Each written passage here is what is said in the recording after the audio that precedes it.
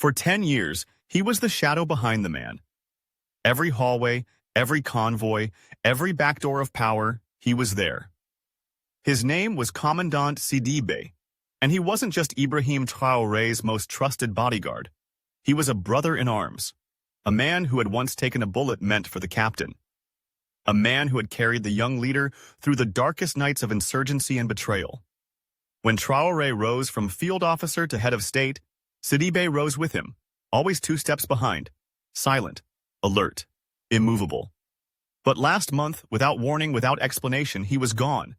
Dismissed, not reassigned, not retired, removed. And only one sentence was released to the public. Loyalty must be sharper than silence. It was Traoré's only comment. The country was stunned. No scandal, no leaks, no accusations. So what happened? It began in Koudougou. During a surprise inspection of a regional command post, Traoré noticed something strange. A minor security breach had been classified as neutralized, but footage from an infrared drone told another story. Someone had deliberately disabled one of the base's signal jammers for 27 minutes. Just enough time for a clean data extraction. The breach didn't seem major until Traoré connected it to a different anomaly. For over a month, someone had been feeding controlled information to what appeared to be a dormant Western channel. The messages were vague, fragmented, nothing overtly compromising. But someone was testing the line, poking at the perimeter. And then came the call. A decrypted message intercepted by Russian signal intelligence traced to a safe house in Bobo Dioulasso. 4 words in a dead code used by an old French unit known for covert asset flipping. Activate Phantom in Palace. That code was buried years ago, assumed inactive. Only 6 people in Burkina Faso ever knew its origin. 5 of them were already accounted for. The 6th was Sidibe. Traoré did not act immediately. He watched. He waited. He changed his routines. Without alerting his team, he ran silent drills, replaced his close-circle night shifts with rotating junior guards. And then he left one room deliberately unsecured, a trap. Inside, a folder marked AES Armament Blueprints was placed atop a desk. It was fake, of course. The real plans had been relocated, but the bait worked. 2 nights later, motion sensors picked up subtle activity. No forced entry, no surveillance equipment, just a brief flicker of presence. Enough to trigger the fail-safe protocol. But here's the twist. It wasn't Sidibe who entered the room. It was his second-in-command, a man trained personally by Sidibe for 7 years. And during interrogation, he cracked. He didn't name France. He didn't name the West. He named something worse, a faction inside the palace. A group that believed Traoré had become too powerful, too independent, and too untouchable. And Sidibe? According to the confession, he was approached months ago, not with bribes, but with guilt. They told him that protecting Traoré meant enabling tyranny. That real loyalty was to the republic, not the man. They said Burkina Faso needed balance, and that Sidibe had the access to restore it. But Sidibe never acted. He never agreed. He stayed silent. That was his mistake, because silence can mean many things, and in Traoré's world, it cannot mean doubt. When confronted, Sidibe never pleaded. He never denied. He simply stood, saluted, and said, "I failed to be louder than the voice in my head." Traoré dismissed him that night. No trial, no exile, no death, just removal. And when asked why he let him live, Traoré answered with chilling calm, "Because I don't kill men who taught me where not to fall asleep." Today, Sidibe lives in a secured residence outside of Ouahigouya. Under watch, under silence. Some say he writes every day. Others say he's preparing a memoir. But most agree on one thing. He loved Traoré, and maybe that's why he never warned him when the room was entered. He wanted him to see it, to know who was still hunting. And Traoré did. Because loyalty isn't about standing still. It's about moving when others freeze. And in a world full of enemies wearing friendly faces, even the most loyal man can become the most dangerous one when he hesitates.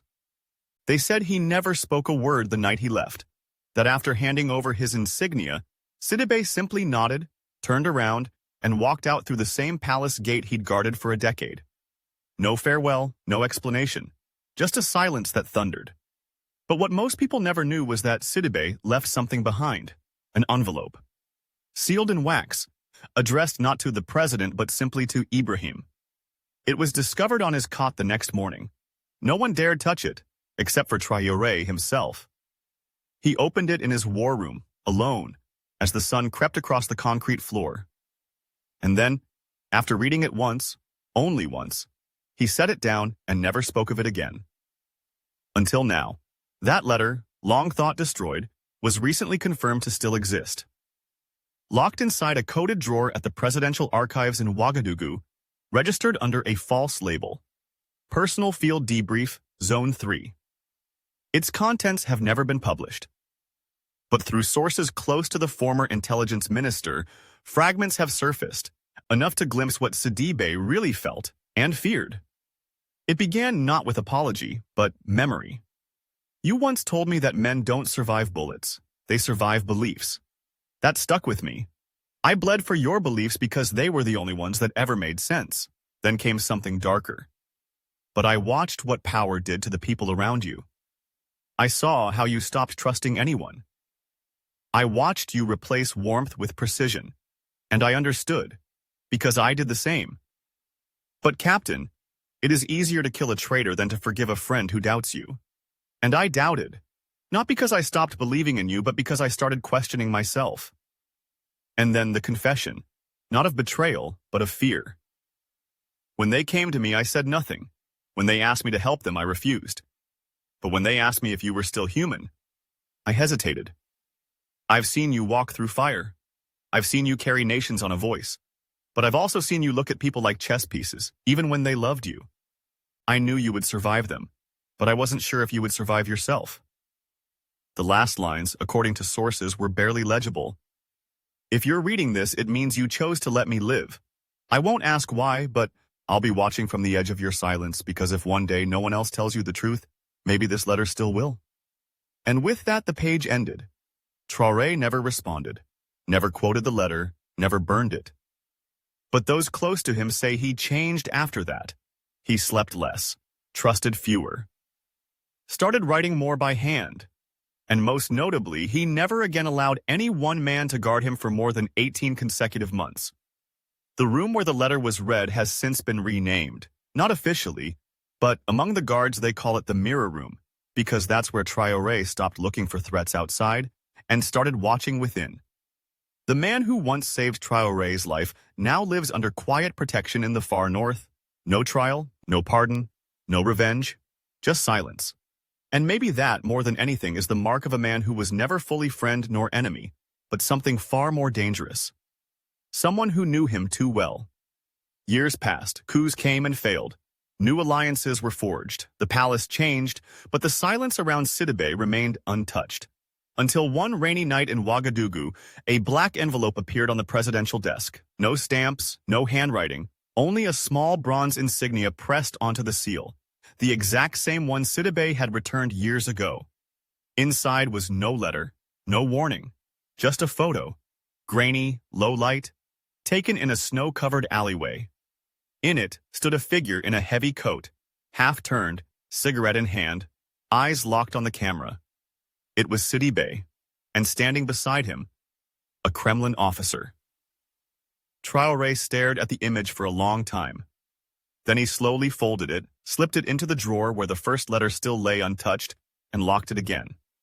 He said nothing. But that night, he ordered 3 changes. The encryption on all military comms was upgraded, a new advisor from Mali was added to his inner circle, and the presidential guard shifted its rotation schedule. Subtly, but permanently. No one dared ask why. Because some names, once spoken again, might summon not the past, but the reckoning it postponed. And in that silence, as the thunder rolled above Ouagadougou, one truth echoed louder than all. The only thing more dangerous than a betrayed soldier is the one you chose to spare.